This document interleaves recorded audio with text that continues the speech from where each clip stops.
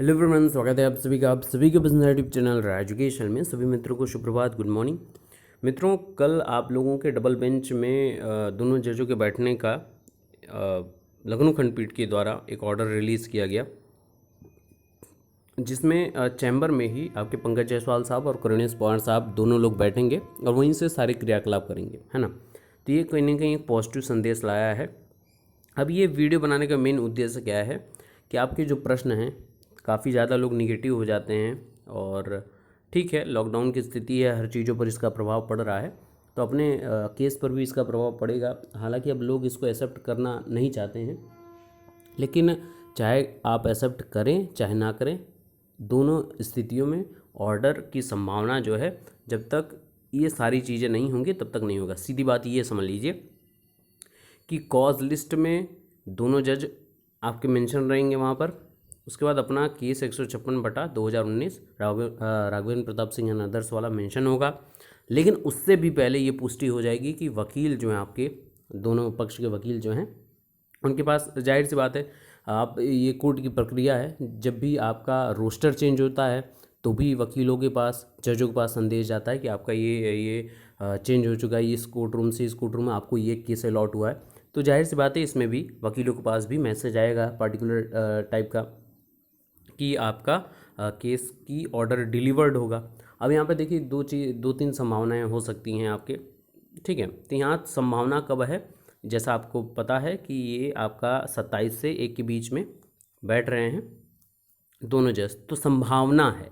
और संभावना कब पूरी होती है, सीधी सी बात है, आपका ऑर्डर कंप्लीट हो चुका होगा, कॉज लिस्ट आ जाएगी और वकीलों के पास एज ऑब्वियस कॉज लिस्ट के जारी होने से कुछ देर पहले ही मैसेज चला जाता है, ठीक है ना। तो इन सारी चीज़ों पर तमाम चीज़ें हैं जो पुष्टि करते हैं कि आपका ऑर्डर आने की संभावना, याद रखिएगा ये संभावना है।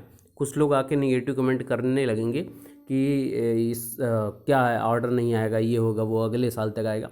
ठीक है, आपका अपना मत है, तो अपने मत को आप अपने पास रखिए, यहाँ बताने की आवश्यकता नहीं है। आप निगेटिव हैं तो खुद निगेटिव रहिए, निगेटिवनेस बढ़ाने की आवश्यकता नहीं है। और ये वीडियो बनाने का बस एकमात्र उद्देश्य यही है कि जब लोग निगेटिव होते हैं तो भाई निगेटिव होने दो, हम तो पॉजिटिव हैं, हम पॉजिटिविटी को फैलाएंगे, ठीक है ना। भले ये 100-200 लोग, 400 लोग, 1000-2000 लोग ही देखें, निगेटिव को ज़्यादा लोग देखें, कोई दिक्कत नहीं है, लेकिन इम्पॉर्टेंट बात यही है कि संभावना ही प्रकट की जा सकती है। अगर ये 27 से 1 के बीच में ऐसा कुछ देखने को मिलता है तो आप लोगों को सारी अपडेट मिलते रहेगी और कल से ही सारी क्रियाकलाप शुरू हो जाएगी और बेहतर होगा, कॉज लिस्ट भी आना प्रारंभ हो जाएगी, तो उन कॉज लिस्टों के द्वारा सारी चीज़ें पुष्टि हो जाएंगी। अब इम्पॉर्टेंट बात ये है कि डबल बेंच से अगर ये मैटर, कई लोग अपने अपने हिसाब से जवाब देने की कोशिश करते हैं, तो मैं आइए चलिए एक एक प्रश्नों का जवाब देने की कोशिश प्रारंभ करता हूँ, जो आप लोगों के तमाम प्रश्न आए हुए हैं उसके, और ये पोस्ट के जरिए से मैं प्रश्नों का जवाब देने की कोशिश करूँगा, ठीक है ना। ऑर्डर क्या आएगा, अभी तक पूछा जा रहा था ऑर्डर कब आएगा, तो वो भी एक इम्पॉर्टेंट बात है, लेकिन ऑर्डर क्या आएगा ये भी एक गंभीर मुद्दा कह सकते हैं। देखिए, 60 और 65% वित्त भारांक पर सरकार को नोटिस अगर हम लोग हार रहे होते तो अब तक ऑर्डर आ भी जाता, मतलब साहब है, जीत पर मोहर लगनी बाकी। सबसे इम्पोर्टेंट बात ये है, ये लीगल टीम के द्वारा, ठीक है ना, बीएड लीगल टीम के द्वारा जो उनके सदस्य हैं, उन्होंने स्पष्ट तरीके से इस पोस्ट को क्रिएट किया है सबके प्रश्नों के जवाब हेतु, तो ज़्यादा से ज़्यादा लोगों तक पहुंचना भी चाहिए ये चीज़। दूसरा, ऑर्डर कब तक आएगा, सीधी और स्पष्ट बात ये जान लीजिए कि इसके पहले सबको पता है कि 90 दिन का अवसर रहता है ऑर्डर के रिज़र्व होने के अंतर्गत, 90 दिन और पूरे हुए हो चुके हैं लगभग, आप सभी को पता है ये, ठीक है ना। अब इम्पॉर्टेंट बात क्या है कि ऑर्डर रिज़र्व होने के लगभग 90 दिनों तक तो ये रहता है, लेकिन उसके बाद भी ये जजों के ऊपर डिपेंड करता है, उनके मानसिक स्थिति पर डिपेंड करता है कि वो कितना सहज होकर, कितना विवेक होकर इस पर ऑर्डर डिलीवर करते हैं। लेकिन एक इम्पॉर्टेंट बात ये है कि उनके ऊपर प्रेशर क्रिएट नहीं किया जा सकता है, सबसे इम्पॉर्टेंट बात ये आप जान लीजिए, ठीक है ना।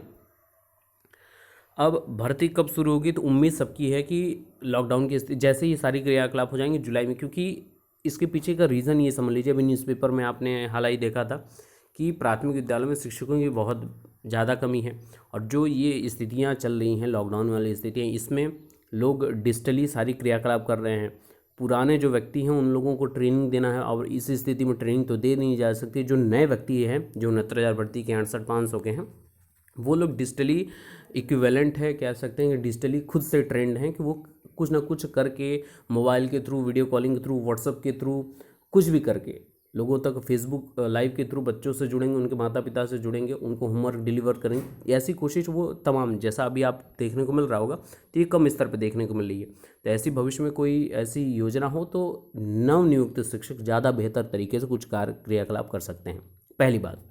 दूसरी बात, शिक्षकों की भारी कमी है, तो बिना 69,000 भर्ती को पूर्ण किए प्रदेश में शिक्षा व्यवस्था सुचारू रूप से नहीं चल सकती, इस बात को भी नकारा नहीं जा सकता। तो 69,000 भर्ती प्राथमिक ऋण है, याद रखिएगा।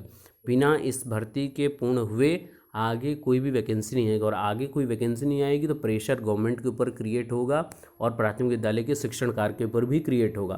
तो कहीं ना कहीं गवर्नमेंट अगर नहीं भी चाहती होगी तो भी करना ही होगा। एक बात के लिए मैं बोल रहा हूँ, गवर्नमेंट अगर नहीं भी चाहती होगी तो करना ही पड़ेगा, क्योंकि उनके ऊपर प्रेशर है।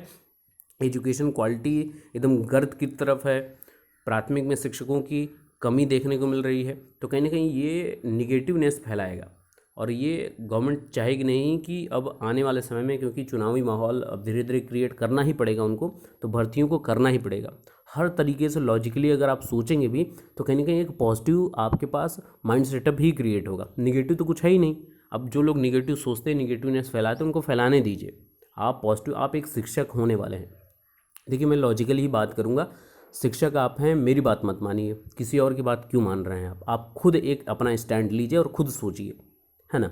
अब आप वो अलग तरीके से सोचेंगे निगेटिवनेस की, नहीं भर्ती नहीं कराएंगे, ये नहीं कराएंगे, वो नहीं, तो आप स्वतंत्र हैं, आप खुद सोच सकते हैं।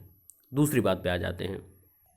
तो तमाम प्रश्नों के जवाब में अभी भी कुछ लोग लगे हुए हैं, कई गुट लगे हुए होंगे कि भर्ती को रद्द करवा दें, पेपर आउट हो गया था, फलाना ढिमकाना, जो भी है। तो देखिए भैया, ये सारी चीज़ें जब होना था शुरुआत में ही हो गया था। अब इन सारी चीज़ों का कोई औचित्य नहीं है, ये कभी हो ही नहीं सकता है, ठीक है ना। और भविष्य की जितनी भर्तियां हैं वो 69,000 भर्ती को आधार बनाकर ही आएंगी, याद रखिएगा। बिना 69,000 भर्ती के भविष्य की भर्तियों का भी कुछ उदय नहीं होने वाला है, एकदम स्पष्ट 2 टूक में जवाब है ये। इसके अलावा और क्या लोग सुप्रीम कोर्ट वगैरह वगैरह ढेर सारे प्रश्न हैं कि सर क्या आगे लोग जा सकते हैं। तो स्पष्ट बात है, जो ऑर्डर आएगा, जिसके विपक्ष में आएगा, वो जाने की कोशिश करेगा। लेकिन सरकार भी सजग है, पीएनपी भी सजग है, आपके शिक्षा मंत्री भी सजग हैं, सभी लोग ये सजग हैं। और आपके कोर्ट के द्वारा भी ये दिशा निर्देश, याद रखिएगा, ऑर्डर में ये स्पष्ट तरीके से लिखना पूरी की पूरी संभावना है कि इतने दिनों के भीतर क्रियाकलाप शुरू कर। अभी सुप्रीम कोर्ट का कोई जजमेंट याद ही नहीं कर रहा है। सुप्रीम कोर्ट ने क्या जजमेंट दिया था कि 6 महीने के अंदर भर्ती प्रक्रिया शुरू करके 6 हफ्ते में भर्ती प्रक्रिया शुरू करके 6 महीने के अंतर्गत पूर्ण करना है। बहुत इंपॉर्टेंट बात है। तो कोर्ट में है मैटर, तो इसमें कोई प्रश्न चिन्ह उठा नहीं सकता है। जैसे कोर्ट से रिलीज़ होता है, सरकार ताबड़तोड़ तरीके से शिक्षा व्यवस्था जो है, पीएनपी जो है, उनकी तरफ से सारी चीज़ें क्रियाकलाप हो जाएंगी। रिवाइज्ड आंसर की के 24 घंटे के अंदर या जैसे भी आपकी रिजल्ट निकल के तुरंत सारी क्रियाकलाप शुरू हो जाएंगी। तो परेशान होने की बिल्कुल भी आवश्यकता नहीं है, एकदम स्पष्ट बात बोल रहा हूँ, ठीक है ना। चलिए, ज़्यादा बड़ा वीडियो बनाना नहीं है, और कुछ प्रश्नों के आपके उत्तर दे देता हूँ। तो इसमें देखिए, सुपर टीटी में जो लोग पढ़े थे उनको मौका अच्छा है। बाकी आने वाली जितनी वैकेंसीज़ हैं, ये बीयू, इसको मैं अगर छोड़ूं, तो आने वाली प्राथमिक में भी जो लोग देखिए असफल रहे हैं, उनसे किसी का कोई लेना देना नहीं है। ना कोई चाहता है कि वो लोग असफल हो गए तो असफल, बिल्कुल नहीं। जो लोग इसमें सफल हुए हैं उसके पहले वो लोग असफल नहीं हुए होंगे क्या? एक बात इसको भी तो समझना चाहिए। और अभी आपने न्यूज़पेपर में देखा है पिछले दिनों कि 95,000 और भी भर्तियां देखने को मिल सकती हैं, अगर लॉजिकली बात की जाए। जितने विद्यार्थियों के ऊपर 30 विद्यार्थी के ऊपर एक शिक्षक होने, उस हिसाब से लॉजिकली अगर बात की जाए तो अभी 95,000 लोग और भर्ती और भी देखने को मिल सकती है। तो कहीं ना कहीं जो लोग असफल हैं चंद नंबरों से, तो उनको रस्साकसी कोर्ट के चक्कर में पड़कर अपने समय को व्यर्थ नहीं करना चाहिए। अपने भविष्य को और भी सुरक्षित करना है तो एकदम स्पष्ट जान लीजिए कि अब तैयारी नहीं करेंगे तो आने वाले समय में अपने कहीं ना कहीं सेलेक्ट न होने के पीछे आप स्वयं जिम्मेदार रहेंगे। बाकी देखिए, स्पष्ट ये है कि जब तक ये है इसका इंतज़ार करना ही पड़ेगा। जो आपका लॉकडाउन की स्थिति है, बिना इंतज़ार के कुछ नहीं होने वाला है, टाइम पास ही चल रहा है, तो करना पड़ेगा। अब आप इसको सही तरीके से टाइम पास करते हैं या गलत तरीके से, ये आपके ऊपर डिपेंड करता है, ठीक है ना। तो कुछ ना कुछ पढ़ते रहिए, क्योंकि एक शिक्षक है, एक स्टूडेंट है, जीवन पर्यंत सीखता रहता है, तो सीखते रहिए।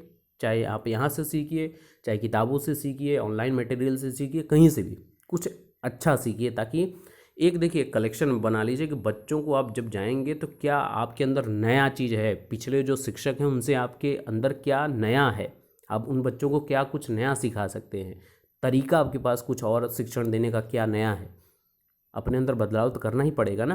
तो कुछ ना कुछ सीखते रहिए। देखिए ये सारी चीज़ें आपको पॉजिटिविटी देंगी। अब आप निगेटिव हो, कुछ नहीं होने वाला, जब होगा तब हम देख लेंगे, ये वगैरह वगैरह, तो आप स्वतंत्र हैं सोचने के लिए, वो आप करेंगे भी। तो जब तक आप खुद सेल्फ मोटिवेटेड नहीं होंगे, 2 मिनट की मोटिवेशन वीडियो देखने से बस आप 2 मिनट के लिए ही मोटिवेटेड रहेंगे।